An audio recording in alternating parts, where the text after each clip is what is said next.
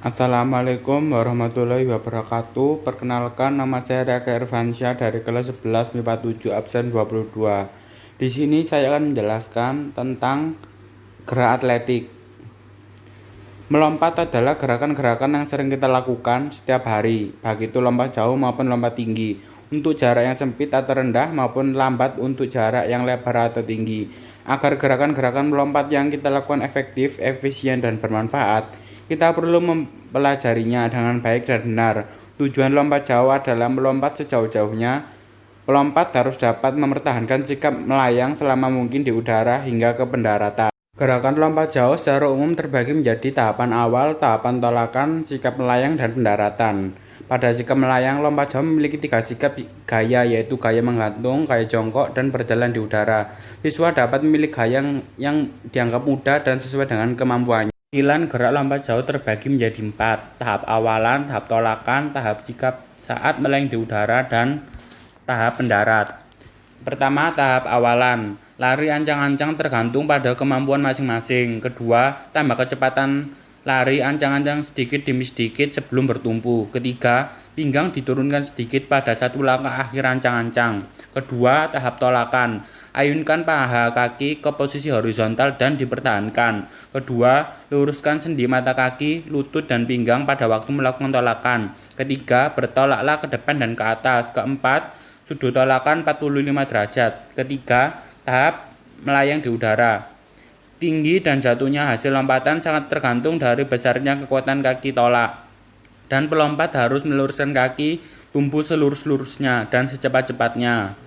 Keempat, tahap mendarat. Kepala ditundukkan dan lengan diayunkan ke depan sewaktu kaki menyentuh pasir. Kedua, kaki tidak kaku dan tegang, melainkan lemas atau lentur.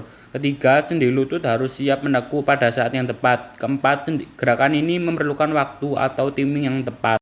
Jalan cepat adalah gerak maju dengan melangkah tanpa adanya hubungan terputus dengan tanah. Setiap kali melangkah ke depan harus menyentuh tanah sebelum kaki belakang meninggalkan tanah, atau dalam periode satu langkah di mana satu kaki harus berada di tanah, maka kaki itu harus diluruskan atau tidak bengkok pada lutut dan kaki menumpu pada posisi tegak lurus atau vertikal. Yang perlu diperhatikan dalam melakukan jalan cepat adalah: pertama, start yang digunakan adalah start berdiri. Kedua, ketika melangkah badan harus tegak. Ketiga, pandangan lurus ke depan dan melakukan langkah kaki satu garis lurus antara kaki kiri dan kanan.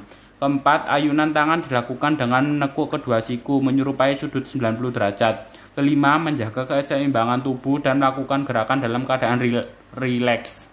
Olahraga jalan cepat. Pertama, fase tumpuan dua kaki. Fase ini terjadi dengan sangat singkat. Ketika kedua kaki menyentuh tanah, maka ketika itu pula berakhir dorongan yang diikuti dengan gerakan tarikan. Tarikan ini lebih lama dan akan menyebabkan gerakan yang berlawanan di antara bahu dan pinggul. Kedua, fase tarikan. Fase ini dimulai sesudah gerakan terdahulu selesai. Gerakan ini dilakukan oleh kaki depan akibat dari kerja tumit dan juga koordinasi dari seluruh bagian tubuh. Gerakan ini selesai dilakukan jika badan berada di atas kaki penopang. Ketiga, fase relaksasi. Fase ini berada antara selesainya fase tarikan serta merupakan awal dari fase dorongan kaki. Pinggang berada pada bidang yang sama dengan bahu. Lengan vertikal dan juga paralel berada di samping badan. Keempat, fase dorongan. Fase ini dilakukan jika fase yang terdahulu telah selesai dan juga apabila titik pusat gravitasasi badan mengambil alih kaki tumpu. Cara memegang lembing Finlandia. Pertama, lembing diletakkan pada telapak tangan dengan ujung atau mata lembing serong hampir menuju arah badan. Kemudian jari tengah memegang tepian atau pangkal ujung dari tali bagian belakang atau dilingkarkan dibantu dengan ibu jari dan diletakkan pada tepi bagian belakang dari pegangan dan pada badan lembing. Jari telunjuk harus lemas ke belakang dan membantu menahan badan lembing, sedangkan jari-jari yang lainnya turut memegang lilitan pegangan di atasnya dalam keadaan lemas.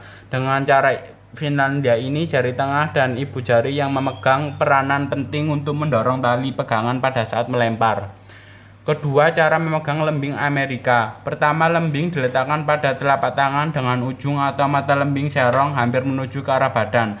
Kemudian, jari telunjuk memegang tepian atau pangkal dari ujung tali bagian belakang lembing. Dibantu dengan ibu jari diletakkan pada tepi bagian belakang dari pegangan dan pada badan lembing serta dalam keadaan kurus. Sedangkan ketiga jari lainnya berimpit dan renggang dengan jari telunjuk turut membantu dan menutupi lilitan tali lembing. Jadi dengan pegangan cara Amerika ini, jari telunjuk dan ibu jari memegang peranan mendorong tali pegangan lembing pada saat melempar. Cara memegang lembing menjepit. Cara ini hanya menjepitkan lembing di antara dua jari tengah dan jari telunjuk, sedangkan jari-jari lainnya memegang biasa. Cara membawa lembing. Berikut ini cara membawa lembing. Pertama, dibawa di atas bahu dengan mata lembing mengarah serong ke atas. Cara ini umumnya digunakan oleh menggunakan awalan dengan gaya jingkat atau gaya Amerika atau American Hop. Kedua, dibawa di muka bahu dengan mata lembing mengarah serong ke bawah. Cara ini banyak digunakan oleh pelempar yang menggunakan awalan langkah silang atau gaya Finlandia.